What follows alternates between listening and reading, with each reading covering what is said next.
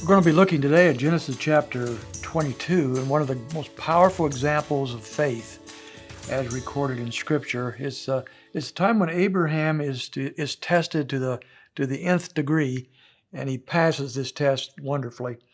God comes to him in verse 1, and it says God tested Abraham, and in verse 2 he says, "Take now your son, your only son, whom you love, Isaac, and go to the land of Moriah, and offer him there as a burnt offering on one of the mountains which I will tell you."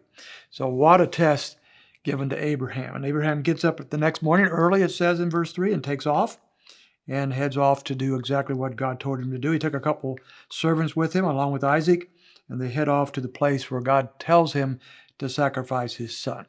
But Abraham's faith is strong, and we find no hesitancy here, and we find that there's no apparently concern, particularly on Abraham's part. And the reason why his faith is so strong, is outlined here pretty clearly. First of all, he knows the holy nature of God. Remember, Abraham lived in the context of paganism. The pagan religions all around him came up with these deities that it was common for human sacrifice. As a matter of fact, the sacrifice of people's children, was considered the greatest of all sacrifices.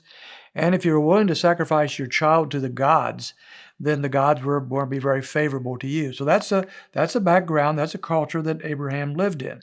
But he knew his God was not like that. He knew Yahweh was not a God who demanded or would even desired human sacrifice. It's against his nature. And Abraham knew that.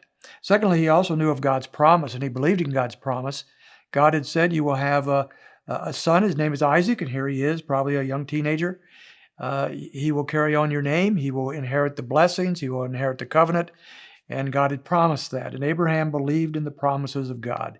He believed in the fidelity of God, even when things looked very bleak. Thirdly, he knew somehow God would provide.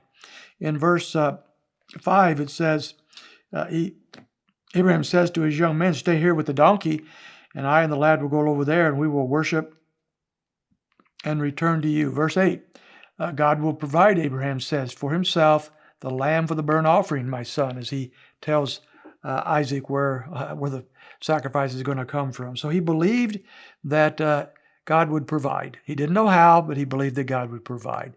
In Hebrews, it says, chapter 11, verse 19, it says that Abraham believed that God was able to raise the dead.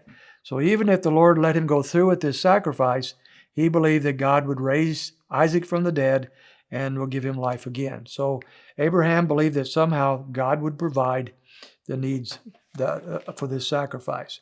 Abraham's faith is matured here. In verse 12, it says, he said, "Do not stretch out your hand against the lad." This is God speaking to Abraham. "And do nothing to him, for now I know that you fear God, since you have not withheld your son, your only son, from me." And so his faith is matured. Abraham's gone through a lot of bumps, ups and downs over his lifetime in walking with the Lord, but his faith is strong, it's matured, and God says, "Now I know that you fear me." Now, I don't have any question that God knew what Abraham was going to do, and he knew the essence of Abraham's faith. But sometimes God's testing is to show us where we are before him as well. And so I think that's what's happening here. So we find these kinds of things taking place in Abraham's life. And also, you would note a very interesting statement twice in the passage, in verse 2 and in verse 12. In both cases, he says, "Now take your son, your only son." And then it goes over in verse 12. He says, "You have not withheld your son, your only son, from me." I think it would be very hard to miss the connection between the Son of God coming, sent by his Father, and this illustration that points to this. It's sometimes known as a type that points to what would happen in the future. Abraham was to take his son, his only son, and he was to sacrifice him for the Lord. John 3:16 tells us that that God gave his only begotten son for us, for salvation. And so there's a definite connection here that Abraham loved his son supremely, but was willing to sacrifice him for the Lord. Our Father loves his Son supremely, and that he sent his Son to die for us at Calvary. He sent his only Son. These are This is a wonderful picture of the faith of Abraham and also the wonderful picture of the provisions of God.